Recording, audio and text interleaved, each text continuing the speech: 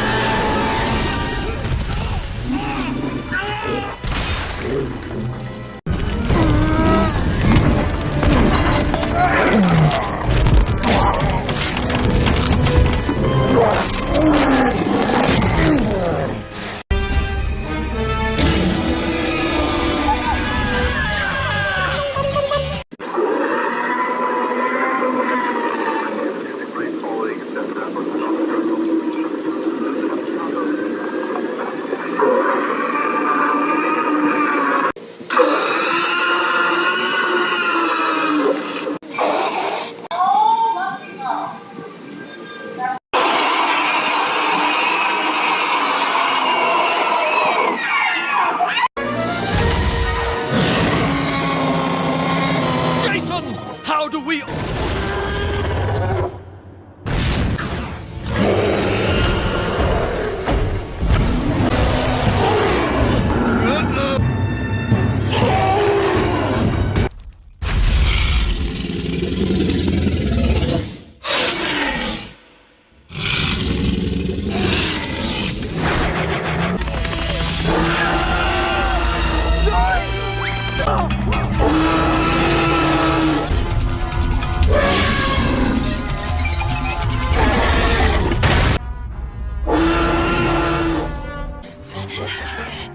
Look at that!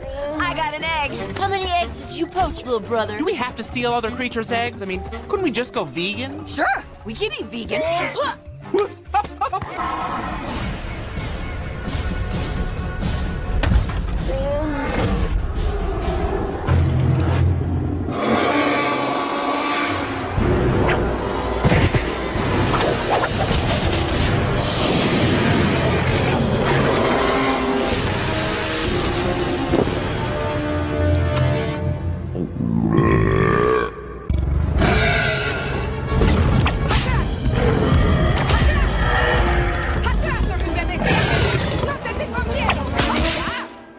Ay, pobrecito.